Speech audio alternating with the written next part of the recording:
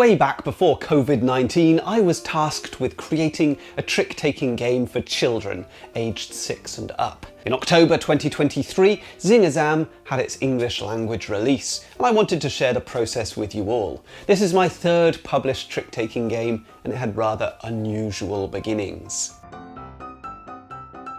I'm Adam Porter. I design games and I review them on this channel with a particular focus on product design. Zing-a-Zam is my 8th published game, following in the footsteps of Big Bazaar, Doodle Rush, Throne, Compromat, Quuzzle and Zooligans. But the game with which it has most in common is my 2017 trick-taker Pikoko.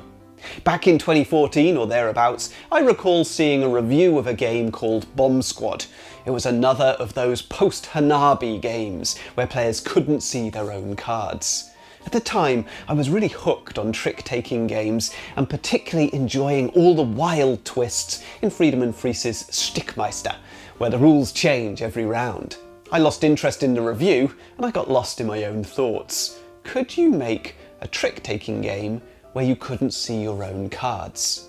And the answer, of course, is yes. I did it with Pikoko, released in 2017. I later discovered an earlier Asian game called Lose, which had a similar concept, and most recently Vamp on the Batwalk riffed on the idea.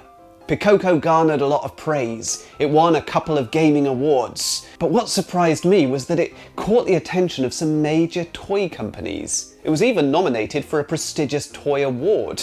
And off the back of creating Pikoko, I was invited to present to toy industry professionals at Mojo Nation, a key annual event in London. There was something about Pikoko which was garnering attention, and it wasn't just the gameplay, it was the presentation. Put simply, Pikoko looked like a toy. But Pikoko wasn't a toy. By toy industry standards, this was a moderately complex card game with strategy, bidding, and some unfamiliar rules. And this is where Zing-a-Zam began. Following the success of Pikoko, I presented a very broad concept to Brain Games. Would they be interested in a very simplified reimagining of Pikoko, something which retained Pikoko's visual appeal, but with much simpler gameplay?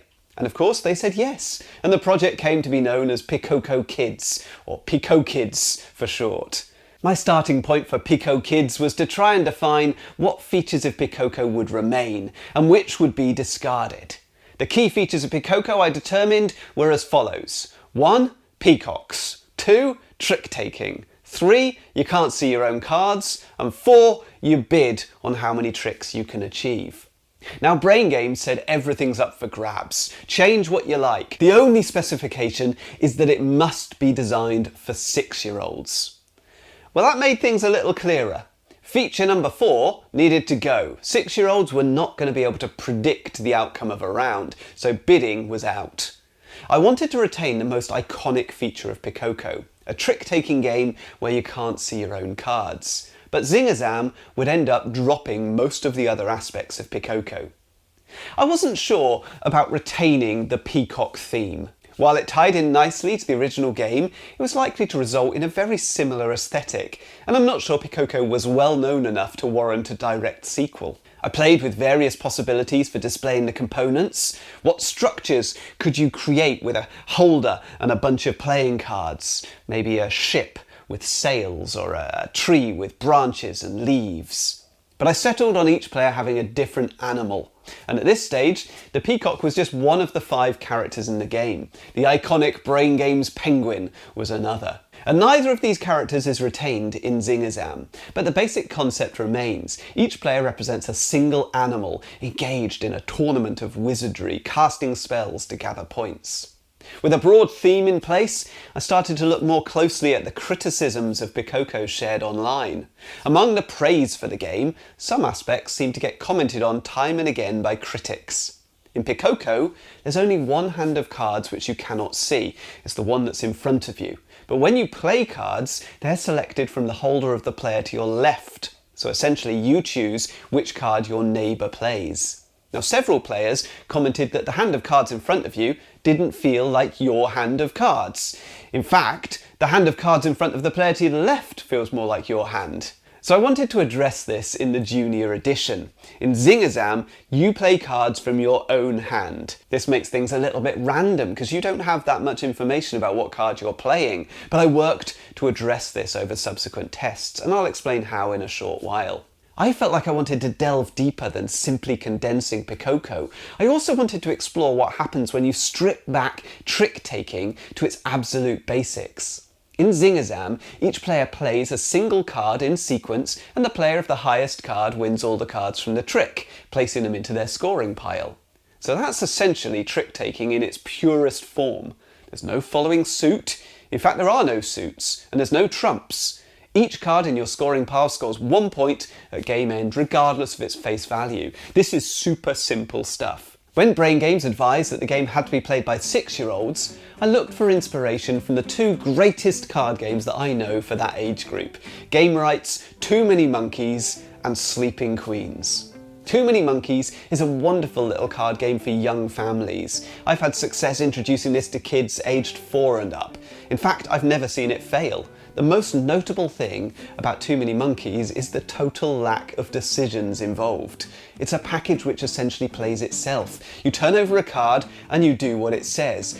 But the entire sequence feels like you're playing a game.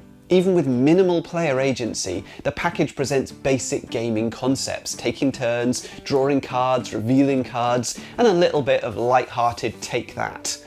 My next step for marginally older kids, perhaps 5 or 6 years of age, is Sleeping Queens.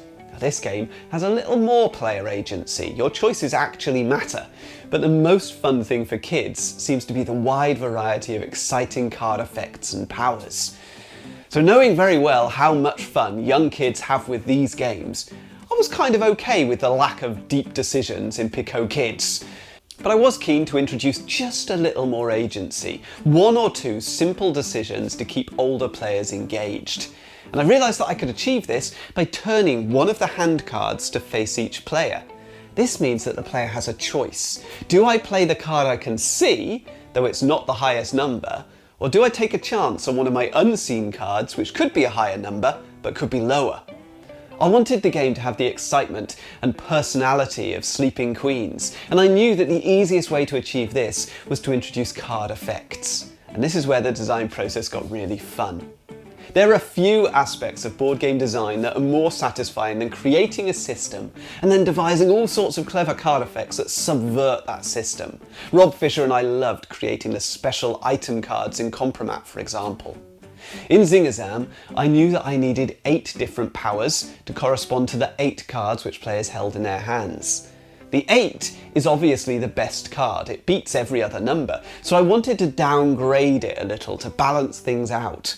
Hence, the spell effect on number 8 is called a Generous Gift. And when this card is played, you must give a card from your score pile to another player. I balanced things further by making the lowest card, the number 1, win any trick containing a number 8.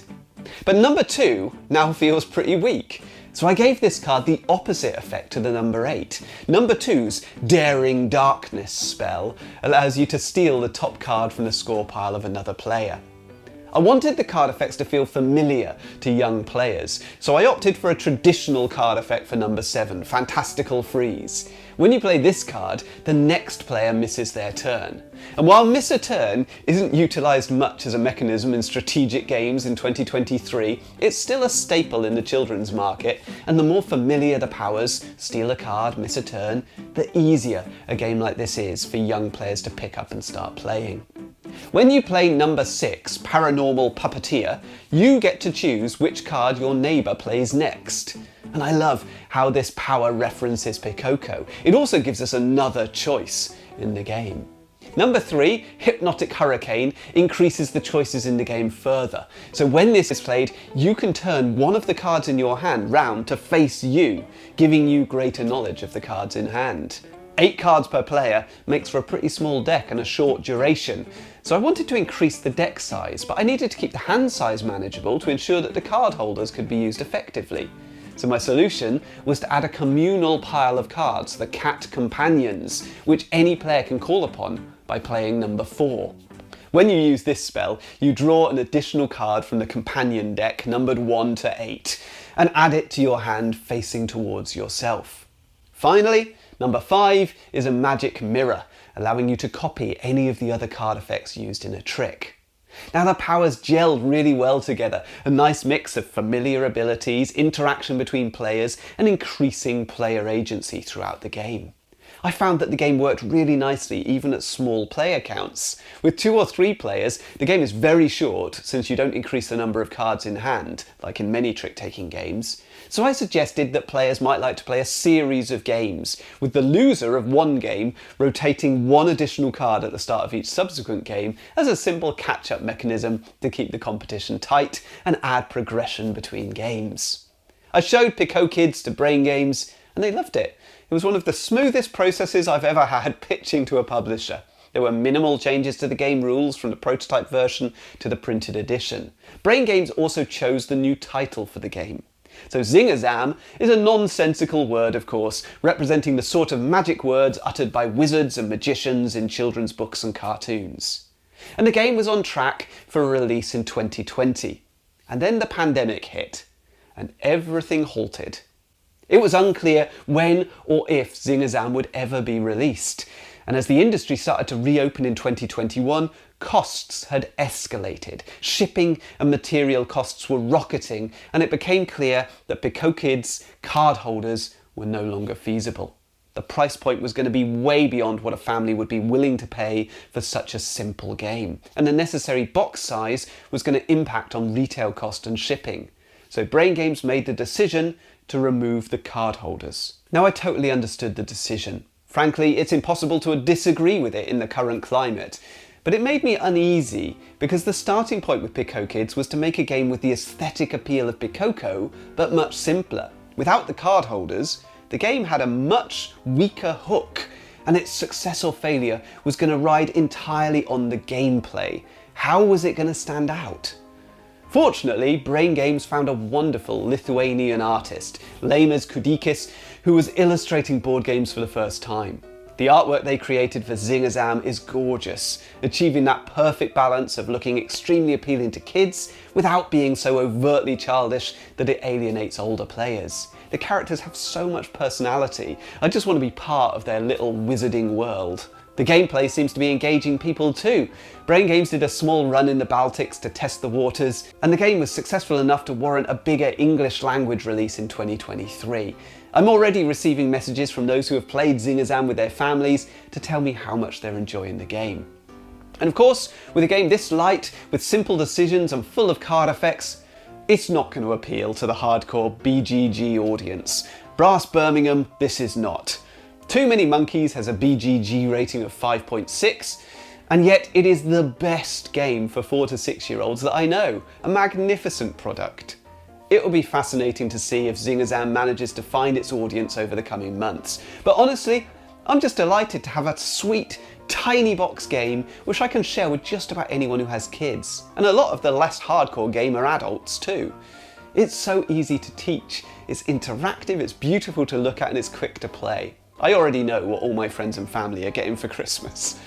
I hope you enjoyed this little insight into the process of designing the game, and if you'd like to know more about designing games for children, follow the link.